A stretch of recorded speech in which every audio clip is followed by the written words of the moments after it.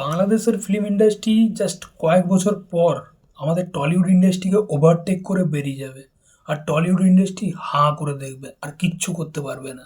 মানে Bangladesh film industry প্রত্যেক বছর ঈদে যেরকম কন্টেন্ট, যেরকম সিনেমা নিয়ে আসছে, আগের বছর তাণ্ডব, জঙ্গলি, দাগির মতো সিনেমা এসছে। ভাই কি সিনেমা ছিল, কি গল্প এবং কি বক্স অফিস করেছিল সেগুলো তো আমরা জানি। অপরদিকে টলিউড কি করছে, সেই ফ্যামিলি প্যান প্যান ঘ্যান ঘ্যান সিনেমাতেই পড়ে আছে।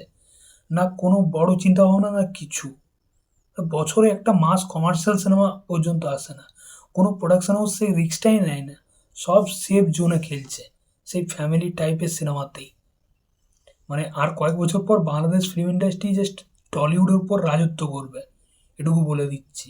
তো বাংলাদেশ ফিল্ম ইন্ডাস্ট্রির থেকে এই বছর ঈদে অনেকগুলো সিনেমা আসছে। তার মধ্যে মেগাস্টার শাকিব খানের প্রিন্স রয়েছে, আফরান নিশোর দম রয়েছে, সিয়াম আহমেদের রাক্ষস রয়েছে, এছাড়া আরিফিন শুভর একটা সিনেমা এবং সারিফুর রাজেরও একটা সিনেমা রয়েছে। তো মূলত এই ভিডিওতে রাক্ষস সিনেমাটা নিয়ে কথা বলবো, সিয়াম আহমেদের রাক্ষস সিনেমাটা নিয়ে, যেটা মুক্তি পাচ্ছে ঈদ 2026-এ। তো কালকে এই সিনেমার থেকে একটা পোস্টার, একটা গ্লিমস ভিডিও আর কি পোস্ট করেছে মেকার্সরা। তো কেমন হলো গ্লিমস ভিডিওটা সেটা নিয়ে কথা বলবো। এই সিনেমাটা ডিরেক্ট করছে মেহেদী হাসান হৃদয়। মেহেদী হাসান হৃদয় যে বরবাদ সিনেমাটা ডিরেক্ট করেছিল, মেগাস্টার শাকিব খানের বরবাদ, তো সেই ডিরেক্টর তার নেক্সট সিনেমা রাক্ষস সিয়াম আহমেদের সাথে, এবং প্রডিউস করছে রিয়েল এনার্জি প্রোডাকশন হাউস। যারা বরবাদ সিনেমাটা প্রডিউস করেছিল তারা এই সিনেমাটা প্রডিউস করছে রাক্ষস। সিনেমাতে মুখ্য চরিত্রে সিয়াম আহমেদ, আমার খুব পছন্দের একজন অ্যাক্টার। সিয়াম আহমেদ আগের বছর তার জঙ্গলি সিনেমাটা এসেছিল, যেটা বক্স অফিসে সাকসেসফুল ছিল এবং সেখানে তার অভিনয় কিন্তু বেশ ভালো ছিল। তার ক্যারেক্টারটা কিন্তু বেশ মানে অ্যাপ্রিসিয়েশন পেয়েছিল দর্শকের কাছ থেকে। মানে দারুণ একজন অভিনেতা, যদি ঠিকঠাক ইউজ করে জাস্ট ফাটিয়ে দেবে বস। তো যে গ্লিমস ভিডিওটা বেরিয়েছে সেটা বস হেভি হয়েছে, মানে তাক লাগিয়ে দিয়েছে বস। এবং মেহেদী হাসান হৃদয় এই ডিরেক্টর জানে হিরোকে প্রেজেন্ট করতে। তো আমি তোমাদের ভিডিওটা দেখাচ্ছি, দেখো, মানে ব্যাপক করেছে বস।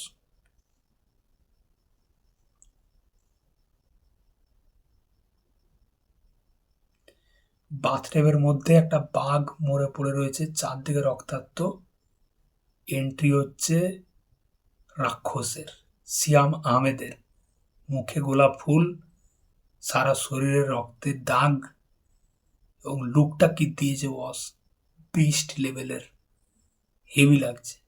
চারদিকে একদম সাদা, কস্টিউমটাও সাদা, কিন্তু চারদিকে রক্তের দাগ, দুটো হাতে দুটো অস্ত্র। ভাই এই হচ্ছে ডিরেক্টর, ভাই হিরোকে প্রেজেন্ট করতে জানে। মানে ফার্স্ট লুকেই ভাই একটা ইমপ্রেস হয়ে যাবে দর্শক। সোয়াগ দেখছো, সিয়াম আহমেদের তাণ্ডবে যে ক্যামিওটা দিয়েছিল না, ঠিক ওইরকমই একটা ক্যারেক্টার লাগছে ভাই, বিস্ট লেভেলের। ওফ, এখানে একটা ডায়লগ বলছে যেটা মিউট করা রয়েছে, খাইয়া দিমু বলে, খাইয়া দিমু। ওই জায়গাটা যা লাগছে না, হেভি ভাই। ও সিয়াম আহমেদ দুর্দান্ত একজন অভিনেতা, সিরিয়াসলি টেরিফিক একজন অভিনেতা। তার আগের বছর জঙ্গলি দেখেছিলাম, সেখানে তার একটা দারুণ পারফরমেন্স দেখতে পেয়েছিলাম। এবং তাণ্ডব সিনেমাতে তার ওই 10 মিনিটের একটা রোল, ওটা কাঁপিয়ে দিয়েছিল ভাই, সিরিয়াসলি। তো যদি ডিরেক্টর মেহেদী হাসান হৃদয় তাকে ঠিকঠাক প্রেজেন্ট করতে পারে না, সে বস কাঁপিয়ে দিবে। এবং কোথাও গিয়ে মেগাস্টার শাকিব খানের প্রিন্স সিনেমাটাও কিন্তু একটু চাপে ফেলবে এই সিনেমাটা। তো দেখা যাক, আমি কিন্তু সত্যি এক্সাইটেড বস রাক্ষস সিনেমাটার জন্য। তো গ্লিমসটা হেভি ছিল, যেরকম সিয়াম আহমেদকে পুরো সাদা কস্টিউম রক্তাক্ত অবস্থায় দেখতে পাচ্ছি, এক হাতে রিভলভার, এক হাতে ওই কুড়োরের মতো একটা অস্ত্র, এবং একটা বাথটবে বাঘ মরে পড়ে রয়েছে। মনে হচ্ছে এই ক্যারেক্টারটাই তাকে মেরেছে, মানে সেরকমই লাগছে। এবং এই ক্যারেক্টারটা পুরো রাক্ষস একটা ক্যারেক্টার, কিন্তু এই একটা আশিক, মানে একদম হৃদয় ভাঙা একটা আশিক। মুখে গোলাপ ফুল রয়েছে এবং যেরকম তাকে দেখতে লাগছে বস, হেভি হেভি লাগছে। তো দেখা যাক, সিনেমাটা আসছে ঈদ 2026-এ। এটা একটা জাস্ট গ্লিমস ভিডিও, একটা অ্যানাউন্সমেন্ট ভিডিও। তো আমার হেভি লেগেছে বস। তোমাদের কেমন কি লেগেছে অবশ্যই কিন্তু কমেন্টে জানিও। চলো দেখা হচ্ছে পরের ভিডিওতে। চ্যানেলটা নতুন হয়ে থাকলে কিন্তু অবশ্যই সাবস্ক্রাইব করে যাও বস। টাটা।